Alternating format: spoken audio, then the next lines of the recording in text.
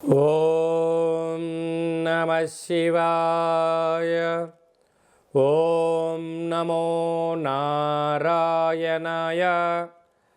నరదృష్టి నివారణ, సంచిత కర్మ, ప్రారబ్ధ కర్మ, ఆగమిక కర్మ, దోష నివారణ, కాళభైరవాయ నమో నమః. హరి ఓం. ఓం కాళకాళాయ విద్మహే కాళాతీతాయ ధీమహి తన్నో శ్రీ నరదృష్టి నివారణ కాళభైరవాయ నమో నమః. హరి ఓం. మా ఛానల్కి స్వాగతం. చూస్తున్న వీక్షకులకు, ప్రేక్షకులకు, ప్రియ కాళభైరవ భగవద్బంధులకి స్వాగతం పలుకుతూ మమ్మల్ని ఎంతగానో ఆదరిస్తూ ఉండబడినటువంటి ప్రియ సోదర సోదరీమణుల అందరిపైనను కాళభైరవ స్వామి యొక్క జయంతి ఆశీస్సులు ఉండాలని కోరుకుందాం.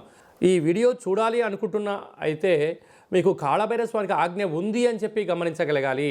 ఈ వీడియో ప్రారంభం నుంచి చివరిదాకా మీరు ఎప్పుడైతే చూస్తారో కాళభైరవ స్వామికి ఆశీస్సులు కలిగి అష్ట కష్టాలకు స్వస్తి పలికి అష్ట ఐశ్వర్యాలకు, ఆనందాలకు, రాజభోగాలకు మీరు అర్హులు అవుతారు అని చెప్పి కాళభైరవ స్వామికి ఆజ్ఞ చేత మీకు చెప్పడం జరుగుతుంది. కనుక ఈ వీడియోను చూద్దాం, ఆచరిద్దాం, స్వామిని స్మరిద్దాం, ఆయన జయంతి ఆశీస్సులు కూడా పొందుదామని చెప్పి గమనించాలి.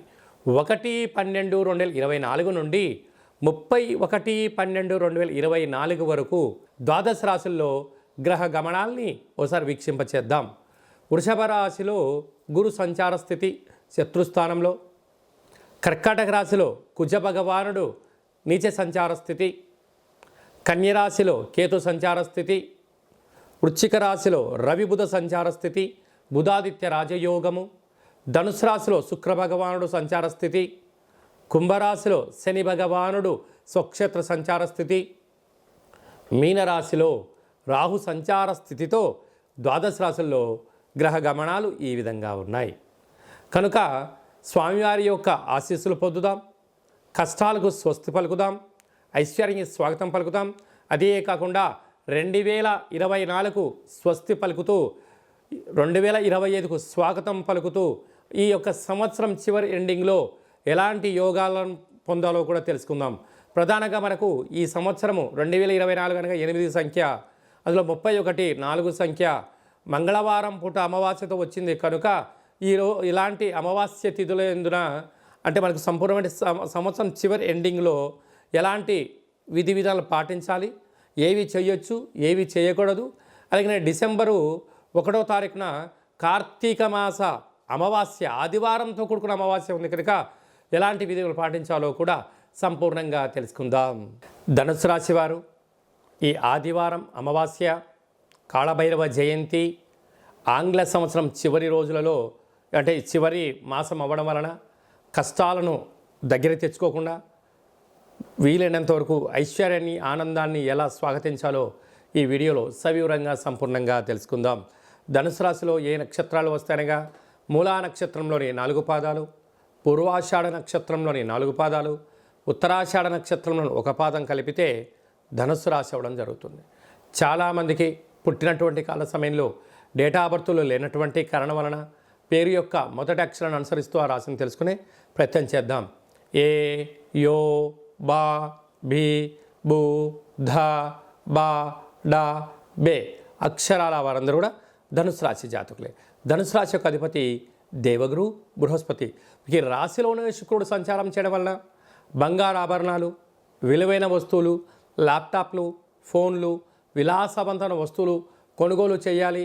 నిత్యము అత్తరు, సెంటు, పన్నీరు, సుగంధ పరిమళాలతో జీవనాన్ని పొందాలని మీ కోరికను మరో మెట్టు ఎక్కిస్తూ ఆనందకరమైనటువంటి, ఆరోగ్యకరమైనటువంటి వస్తువులు క్రయ విక్రయాలు కొంటూ సకుటుంబ సపరివార సమేతంగా ఆనందంగా ఉండే ప్రయత్నం చేయడంలో మీరు ముందు వరుసలో ఉంటారు అని చెప్పి గమనించాలి. తృతీయంలో శని ఇటు తల్లిదండ్రులతో, అటు అత్తమామలతో, బంధువులతో, మిత్రులతో, సహ ఉద్యోగస్తులతో, సోదర సోదరీమణులు మీ ఎదుగుదలను చూసి ఓర్వలేకపోయిన పరిస్థితి ఉంటుంది. మీరు ఎంత ఎదిగే కొద్దీ ఒదిగి ఉండాలని చెప్తుంది. అర్ధాష్టమ రాహు శత్రువులు మీకు ఎక్కడో ఉండరు, ఇంట్లోనే బంధువుల రూపంలో, మిత్రుల రూపంలో, సన్నిహిత రూపంలో అలా మీ రూపాయి తింటూ మీ వెనక అనేక రకాలుగా ఇబ్బంది గురి చేసే పరిస్థితి ఉంటుంది. దయచేసి వారిని మీరు పెద్దగా పరిగణలోకి తీసుకోకుండా ఉండలేరు. తీసుకున్నారా అంటే మీ విలువైన సమయం ఉండదు అని చెప్పి గమనించాలి. 6వ స్థానంలో గురువు నిత్యము ఏదో అభద్రతాభావము అంటే రుణ సమస్య, రోగ సమస్య, ఏదో చోర సమస్య, నన్ను ఎవరో అధికారంగా చలాయిస్తున్నారు అనేటువంటి జీవన విధానం పొందే పరిస్థితి అధికంగా ఉంటుంది.